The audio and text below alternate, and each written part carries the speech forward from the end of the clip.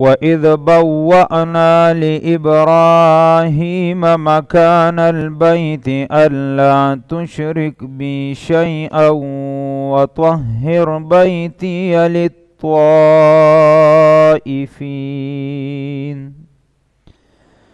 للطائفين والقائمين والركع السجود وأذن في الناس بالحج يأتوك رجالا وعلى كل زامر يأتين من كل فج عميق ليشهدوا منافع لهم ويذكروا اسم الله في أيام معلومات على ما رزقهم من بهيمة الأنعام فكلوا منها وأطعموا البائس الفقير ثم ليقضوا تفثهم وليوفوا نذورهم وليطوفوا بالبيت العتيق.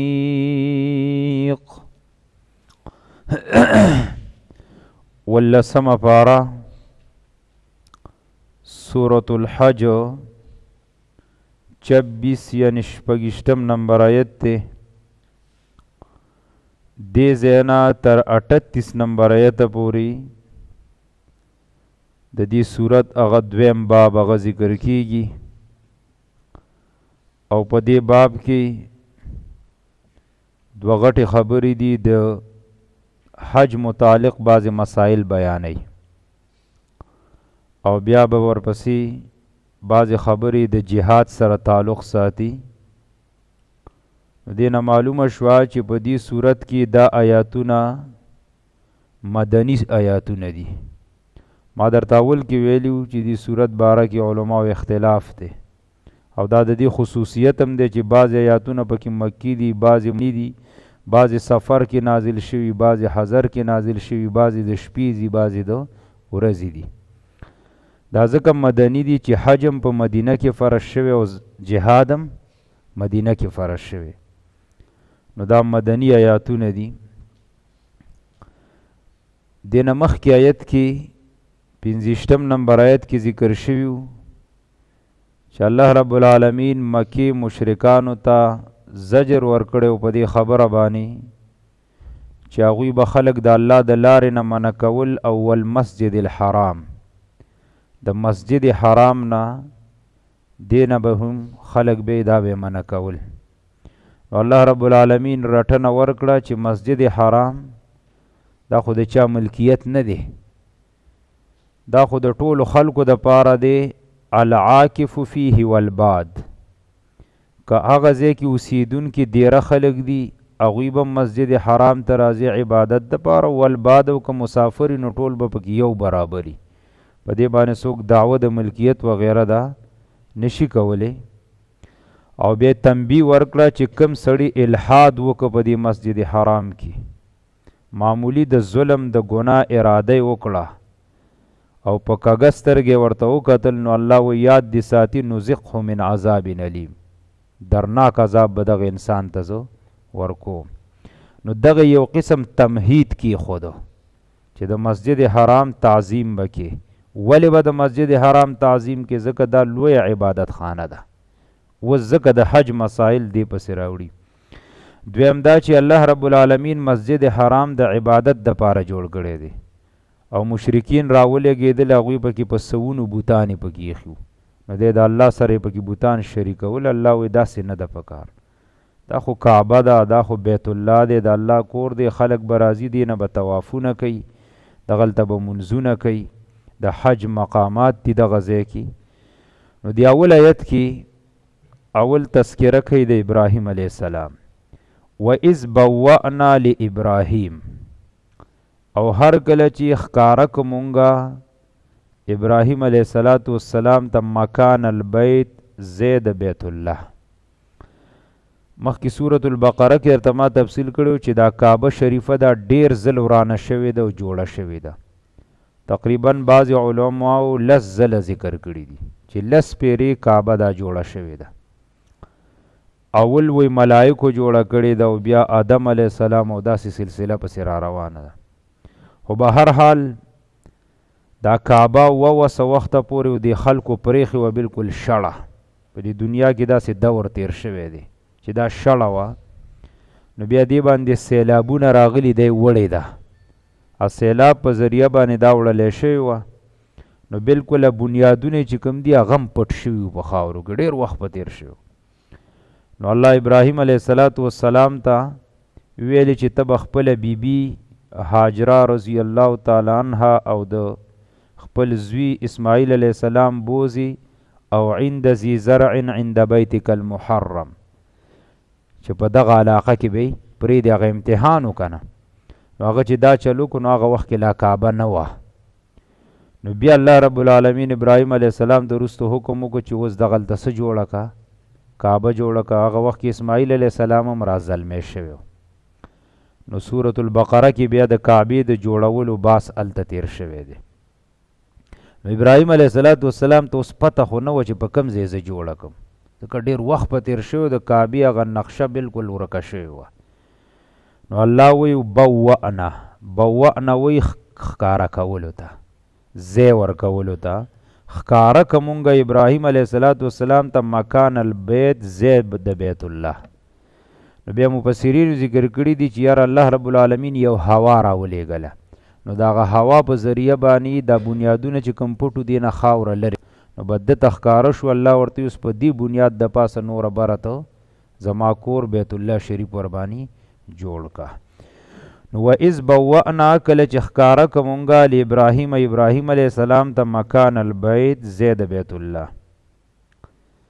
خاوسو آداب ذکر کوي. الله تشرک بی شیئا، دا لوی مقصد دی د بیت الله شریف. ابراهیم علیه السلام ته الله خطاب کوي الله تشرک بی شیئا، ته به نه شریکې زما سره ګورې هیڅ څیز. نو ابراهیم علیه السلام خو نبی و، او نبی خو د هر قسم ګناه نه صحیح پاکي. نو ابراهیم علیه السلام خو څه شرک نه کو. اصل کې خطاب هغه ته د مراد ته دا ټول انسانان دي تر قیامته پورې. الله وی چې څوک حج له راځي، ګوره دا یو ښایسته قانون کېښودو. حج له چې ځي نو اول به ځان د شرکي عقیدې نه پاک کړي، بیا بیا به د حج الله څه کړي، هغه بیا ګوره قبلېږي. او چې هلته د کعبې نه هم طوافونه وکړي، دلته راشي بیا د داتا دربار نه تاویږي، او یا یو شنه جنډه په قبر وي نو هغې ته ورغورځېږي، نو فایده یې څه وکړه. ځکه الله اول د شرک رد کړی چې باطن به د صفا کي، نو بیا راځه او د کعبې نه طوافونه به بیا کې. نو شرک دا ډېر ناروا ظلم دی. نو کوم ځای کې چې حاجیانو ته ټریننګ ورکړی کېږي، نو په کار دی چې اول ورته دا خبره ښیي چې یاره تاسو که چا شرکي عقیده د چا چې په دې باباګانو په قبرونو باندې عقیده ساتلي، نو هغه اول پاکه کوي. ګورئ ځکه تاسو د الله کور له روانې. نو اول د شرک رد. اوس درې خبرې ذکر کوي چې دې کې 2 خبرې داسې دي چې دا صرف د بیت الله سره خاص دي، بل ځای کې دا نشته.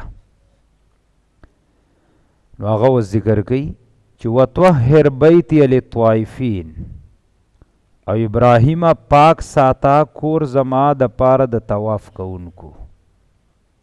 نو طواف کول په دې ټوله دنیا کې طواف کول صرف او صرف د بیت الله شریف د پاره دي. د بیت الله شریف نه علاوه که څوک د قبر طواف کوي، یو پیر بزرگ نه تاویږي، که د هر څه نه کوي، دا حرام کار دی. طواف به سړی د کوم ځای کوي؟ صرف او صرف د کعبې بس. او فقها او احناف هم دا مسله ذکر کړي. فقه حنفي کې خو دومره سخته لیکلې ده، وایي دا کم خلک چې د قبرونو نه طوافونه کوي تاویږي، نو وایي په دې خلکو باندې زمونږ شک د کفر راځي، کېدای شي چې دا خلک به ډېر زر څه شي، کافر. ځکه طواف صرف د بیت الله شریف نه جایز دی، او ته راځي او دلته د درګاهونو د قبرونو نه څه کې دا خلک ته تاویږي. لوی ظلم دی، لویه ناروا ده او خلک یې کوي. او هغوی وایي په دې انسان باندې شک دی چې دا به ډېر زر الله دا به کافر حساب شي. نو ابراهیم علیه السلام ته چې پاک بساتې زما کور، پاکی دواړه قسمه ده، د هر قسم شرک بدعاتو نه به هم صفا ساتي، او دویم دا چې ظاهري صفایي به هم کې ګندګي وغیره پکې پریوزي به هم پاکي. د چا دپاره؟ د طواف کوونکو دپاره.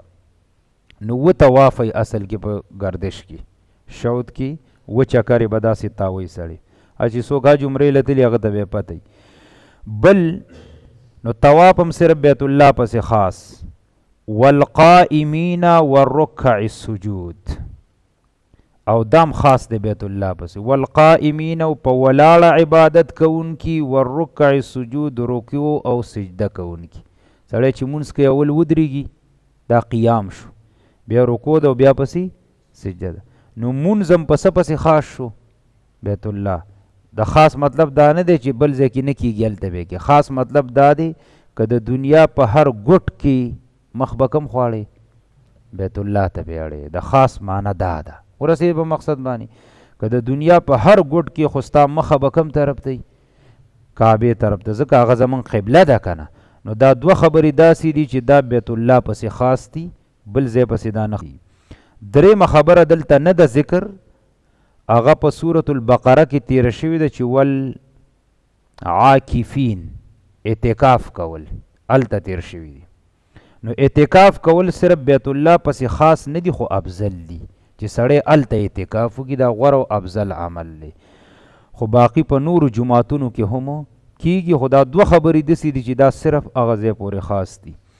وإذ بوأنا کله چې ښکاره کمونږه لابراهیم ابراهیم علیه السلام ته مکان البیت زید بیت الله، بیا م ورته وویل چې الله تشرک بی شیئا، شریک به نه جوړوي زمونږ سره هېڅ څیز، وطهر بیتي للطوائفین او پاک ساته کور زما طواف کوونکو دپاره، والقائمین او په ولاړه عبادت کوونکو دپاره، والرکع السجود د رکوع سجده کوونکو دپاره.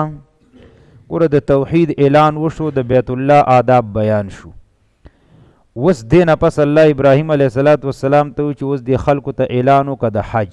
کعبه جوړه شوه، ویلې اوس خلکو ته ووایه شابه چې خلک د دې له څه له راځي؟ حج له. وأذن فی الناس او اعلان وکړه خلکو ته بالحج دپاره د حج. نو بیا حدیث کې راځي د عبدالله ابن عباس رضی الله تعالی عنهما روایت دی، و ابراهیم علیه السلام ته چې الله وی چې ابراهیم خلکو ته آواز وکړه چې اوس حج له راځي، نو هغه یا الله د خو ټوله دنیا د زما آواز به ورته رسي څنګه؟ زما آواز خو دې ټولې دنیا ته نه رسي که نه. دا ډېر د خوشحالۍ خبرې دي. وی الله ورته وویلې چې ابراهیمه ته آواز وکړه، ستا آواز به زه د مور په خېټو کې چې کوم په رحم کې چې کوم بچي دی هغې ته به هم زه رسوم. دې ته وایي مسله د تقدیر. ابراهیم علیه السلام جبل ابي قبیس یو غر دی هغې ته وخته، او په غوږونو کې ګوتې ورکړې لکه سړی چې اذان کوي، او د ښي طرف ته او د ګس طرف ته یې مخ اړه او مشرق مغرب ته دا آواز به کوو چې ای خلکو د الله کور کعبه ما جوړه کړه، او د الله د طرفه تاسو ته غږ او اواز کېږي چې دې له حج او د عمرې دپاره راځئ او د الله دا آواز تاسو قبول کوئ. دا آواز یې وکړو. نو دا کم خلک چې اوس حج او عمرې لځي او الله د چا نصیب کړي دي باقي دي الله نصیب کړي. نو دا کم خلک چا چې حج کړي عمرې کړي دي، نو الله رب العالمین د ابراهیم علیه السلام هغه آواز دوی ته را رسولی دی، او کم چې وروستو روان دي نو هغوی ته هم دا آواز څه شوی دی؟ دا رسېدلی دی. دا څومره د خوشحالۍ خبره. یو نشهیي سړی به دلته به جومات ته مانځله نه راځي، ته ورته ووایې عمرې له دې لېږم ځي که نه ځي، چې په منډه ورته تیاري. دا هغه آواز دی الله را رسولی. نو وأذن فی الناس اعلان وکړه خلکو ته بالحج دپاره د حج، یأتوک رجالا وعلى کل ضامر راځي به دوی ته پیاده، وعلى کل ضامر او په سورلۍ تیزه باندې. الله ورته ویل چې ته کله دا اعلان وکړې زه به خلکو ته ورسوم، نو څوک به حج له پیدل راخوشي او څوک به په سورلۍ. ګوره دې کې د علماو اختلاف دی چې یاره پیدل حج له تلل پکار دي او که نه په ګاډي کې تلل پکار دي سورلۍ باندې. نو بعضې علما وایي چې یاره غوره او افضل دا ده چې سړی پیدل لاړ شي، د پاکستان نه خوشې شي صاحب او بس هلته ځان کعبې ته ورسې. که کوم ځای کې سمندري سفر چې په سمندري سړی وکړي وایي دا غوره او افضل دی، ځکه دې کې مشقت ډېر دی که نه. بعضې علما دا وایي چې نه، صحیح حدیث دی د عبدالله ابن عباس رضی الله تعالی عنهما چې نبی علیه الصلاة والسلام چې کوم حج کو نو په سورلۍ باندې کړی دی. نبی علیه السلام په ټول عمر کې څو حجه کړي؟ 1 او 4 عمرې کړي دي، نو هغه په سورلۍ باندې شوی دی. نو افضل دا دی چې د الله نبی کم کار کړی بس هغه به غوره او افضلي. کم علما چې پیدل نو هغه دا دلیل نیسي، وی ګوره الله اول رجال جمع د راجل دلته وي، اول پیدل ذکر کړي وروسته زامر په سورلۍ باندې ذکر کړي. خو دې دوانو خبرو کې تطبیق دا دی ښه خبره دا ده چې هلته کم نږدې خلک نو هغه د خیر پیدل وله راځي، هلته چې کم نږدې او په دغې عمل لا شي، او کم چې د لرو ملکونو خلک نو هغوی دې په څه باندې لاړ شي؟ په سورلو. ځکه چې ته دې ځای نه پیدل مزلې وکړې څه خو نن سبا زموږ بدنونه هم دومره قوي نه دي، بیماریانو والي دي، نو هلته چې ته ورسې نو ته خو به دړقېدو نه، ته به د حج احکام څنګه بیا ادا کړې؟ نو د حج خو مخصوص ورځې دي، نو اب هم در باندې بیا داسې تېرې شي ته به پروت یې چېرته یو ګوټ کې او لاره کې دې مرشتې خلک وژني. اوس خو هغه وخت هم نه دی، شوکې او ډاکې دي. نو د دې وجې نه د بار خلکو دپاره په سورلۍ باندې تلل دا غوره او افضل دي، او اکثر خلک نه سبا ټول په سورلو جازونو کې روان دي. نو الله ورته چې اواز به زه رسوم څوک به پیدل لازي. زامر اصل کې هغه څاروي ته وایي چې د بدن نه نری او په منډه کې څه تیزي، او واقعي خبره ده چې کله څاروی او غوښه ورپسې منډه دومره نشي والیږه، او چې د بدن نه سماټي داسې وچ څاروی نو هغه تیز نو دغه ته زامر وایي، دې ته تیزه سورلي وایي.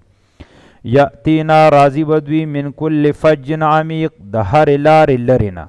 فج اصل کې هغه لارې ته وایي چې د غرونو په مینځ کې کنډو چې ورته پښتانه وایي، دې ته فج وایي، عمیق لرې ته وایي.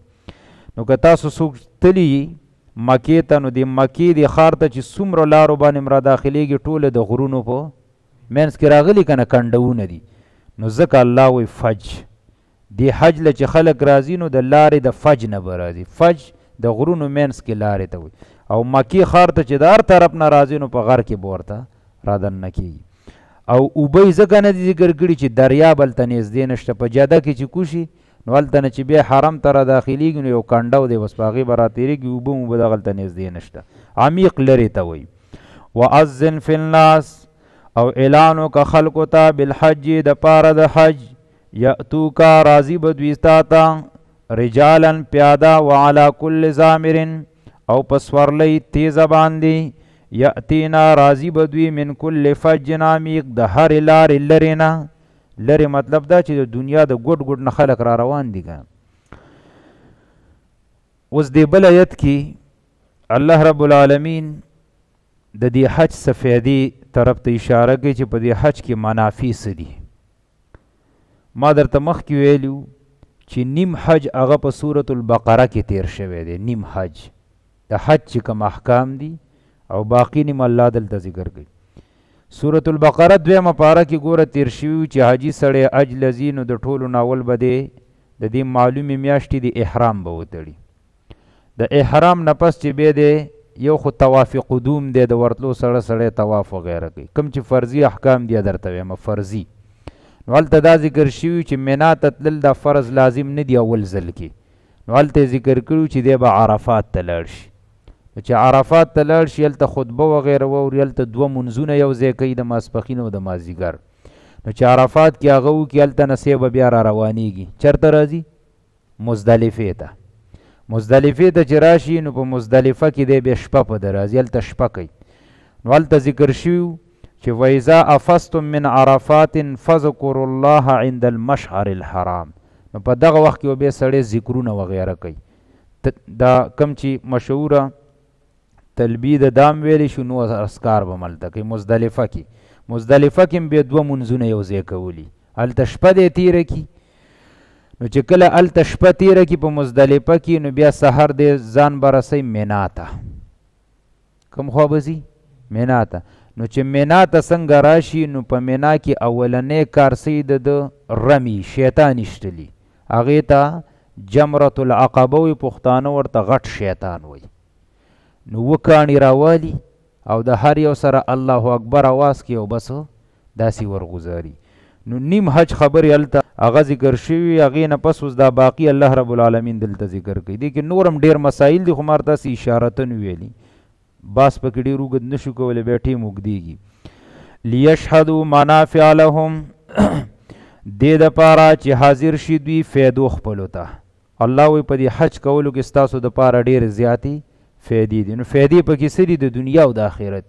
د آخرت فیدې دا دي، ګوره صحیح حدیثو کې راځي حج له چې نبي علیه صلات وسلام وایي چا چې حج وکړو او د آدابو لحاظ یې وساتو، بې حیایي خبرې پکې ونه کړي، جنګ جګړې ونه کړي، کنځلې ونه کړو، داسې د ګناه نه الله پاک کی لکه څنګه چې ماشوم بچی د مور نه پیدا کیږي.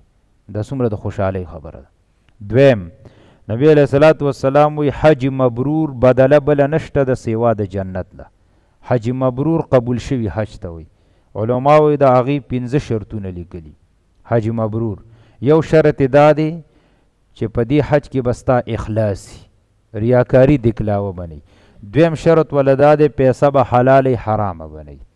دریم شرط ولدا دی دا کم اعمال چې دي دا به ته په خپل ادا کې.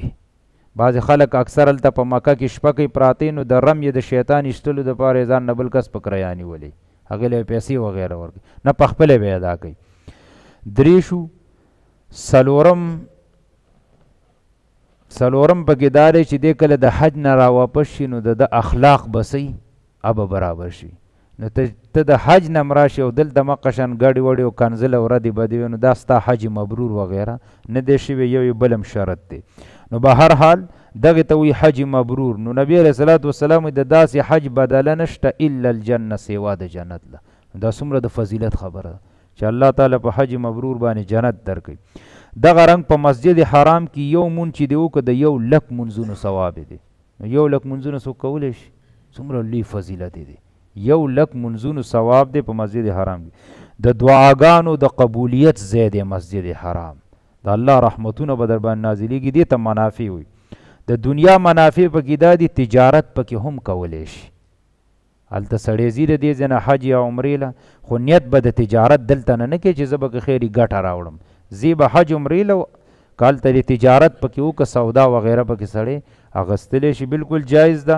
خو دا نه چې د پاکستان نه د سړی حرام شیز وړي او ځي د حج عمرې له پوډر دې ځان پسې تړلي، دا حج عمره بیا د سړي نه کیږي.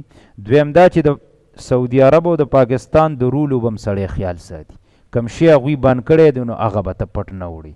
دلته نه بند دی، دلته نه بیا نه وړي، هلته نه بند دی، هلته نه بی نه راوړي. ګینې حج او عمرې ته د نقصان رسوي. نور عام حلال تجارت پکې جایز دی، دا د دنیا منافع ده. نو لیشهدوا لهم دې دپاره چې حاضر شي دوی منافع لهم فیدو خپلو ته. اوس دې نه پس ذکر کوي ویذکروا اسم الله او یاد کړي دوی نوم د الله فی ایام معلومات په ورځو معلومو کې. ایام معلومات نه مراد دا مشهور ورځې دي چې یوم النحر د اختر ورځ چې ورته وایي 10 د ذوالحجې، نو دغه ته مراد دي. نو دی ایام معلومات نه مراد اصل ورځې د قربانۍ دي. نو د قربانۍ اصل کې مشهورې 3 ورځې دي. 10 د ذوالحجې، 11 د ذوالحجې او بلو 12. که یو سړي نه په اول ورځ قرباني پاتې شو په د اختر په 2 هم کولی شي، په 2 پاتې شو په 3 باندې هم کولی شي. آیا 14 ذوالحجه پکې شته که نه؟ نو په دې کې بیا د علماو اختلاف دی. بعضې پکې دا 14 هم حسابوي. امام شافعي رحمت الله علیه بعضې نور هغوی وایي چې د قربانۍ اصل کې 4 ورځې دي، او بعضې وایي چې نه دا 3 ورځې دي. نو ایام معلومات نه دغه مراد دي. نو مطلب دا شو چې د اختر په ورځ باندې ایام معلومات چې کله راشي نو په د اختر په ورځ باندې ته چې منا ته جمرة العقبه دې وکړه، شیطان دی ویشت غټ شیطان، پس هغې نه پس بیا قربانی وکړي. وروسته سر وغیره باس را روان دی، نو قربانی به وکړي. الله وایي په څه به قرباني کې اوس یې درته ښیي. علی ما رزقهم هغه چې درکړیم دي دوی ته من بهیمة الانعام د څاروو نه، غوا ده، میخه ده، ګډه ده، چیلۍ وغیره ده، ګډ دی، اوښ دی، بس په دې باندې به څه وکړي؟ قربانی به وکړي. ښه چې قربانی دې وکړه اوس درته وایي فکلوا منها پس خورئ د هغې نه واطعم البائس او خوراک ورکوي مصیبت وهلی ته الفقیر محتاج ته. قربانی دی وکړه څاروی دی ذبح کو نو که غوښې ته د زړه کېده نو لږه ته ځان نه ټول خو سړی نشي هلته پخولی که نه نو بس ځان نه ته غوښه وغیره بالکل راکټ کولی شي. الله وایي په خپل هم ته وخوره منه نه. د مشرکین مکه به د قربانۍ نه خوړل حرام ګڼل نو الله هغوی باندې رد وکړو. نبی علیه الصلاة والسلام چې په کم کال حج کو 3 اوښانې په خپل لاسو مبارک حلال کړي 3 او ملګرو ته یې ویلې وی د هر اوښ نه راله یو پوټی راوړئ ښه ښکلې ښوروای پکې وکړه هغه یې وڅکله او بیا پسې هغه غوښه هم وخوړه. نو فکلو منها الله وایي خورئ د هغې نه. او بیا څه چل وکړه واطعم البائس بائس هغه کس ته وایي چې مصیبت وخلی ډېر زیات غریبي فقیر محتاج الله وایي هغوی ته هم ته ورکه. او دا ویذکر اسم الله کې درته یاد کړه چې کله څاروی ذبح کې نوم به د چالي د الله به پالي دغه پکې مقصد دی. لیشهدوا منافع لهم دې دپاره چې حاضر شي دوی فیدو خپلو ته ویذکر اسم الله او یاد کې نوم د الله فی ایام معلومات په ورځو معلومو کې مراد ته قربانۍ ورځې دي علی ما رزقهم من بهیمة الانعام د هغې نه چې ورکړي دي دوی ته د څاروو نه فکلو منها نو خوري دي د هغې نه واطعم البائس الفقیر او خوراک دي ورکوي دوی مصیبت وهلي محتاج ته. ثم لیقضوا تفثهم ولیوفوا نذورهم ولیطوفوا بالبیت العتیق. اوس د قربانۍ نه پس الله وایي ثم لیقضوا تفثهم بیا لرې دي کې دوی خیرې خپلې. تفث عربۍ کې خیرې ته وایي نو د اجي سړي په بدن خیرې څه دی نو دا ویښته وغیره دي نوکان وغیره شو. او به ګورې که نوکان دی غټو نو دا نوکان به څه کي دا به کټ کي. د سر ویښتو کې افضل او غوره دا ده چې سړی وخری حلق دا غوره افضل دی خو لنډولې هم په قینچۍ باندې دا هم دا پکې جایز دي. نو دغې ته اصل کې تفس نوکان وغیره دي غټ هغه به کټ کي. ولیوفو نذورهم او پوره دی کی نظرونه خپل که چرته نظر وغیره دی منلی چې یاره کعبې ته لاړ شم نو بس یو اوښ به هلته سیوی حلالوم دې ته نظر وی نو بس هغه هم بیا الله وایي دغلته یې پوره که. دا خبره یاد وساتئ اکثر ملګري دا تپوس هم کوي یو سړي نظر منلی چې زه به یو دړۍ وریجې کور کې پخوم نظر یې ومنو نو آیا د دې نه دی په خپله خوراک کولی شي که نشي کولی. نظر یو خو صدقه ده عامه که نه یو نظري صدقه خو ته خوړلی شي خیر دی. نظر دی اومنو نو د نظر نه په خپله خوراک جایز دی که نه. که نظر دی پاکستان کې منلی او که په سعودي کې دی منلی خو چې نظري نو علما وایي چې د هغې نه په خپله خوراک نه کیا به ټول په مسکینانو خوري ځکه الله وی ولیوفو نذورهم پوره کوي تاسو څه نظر خپل نو چې تا ته کله وخوړه دا ته پوره کو او تا ته په خپله میسه وخوړه نو دا یاد ساتئ نظر چې دی ومنو په نظر کې په خپله سړی خوراک وغیره دا نشي کولی او به ټول مسکینانو ته ورکي. ولیطوف بالبیت العتیق او طواف دی کوي دوی د کور آزاد. 3 قسمه طواف دی.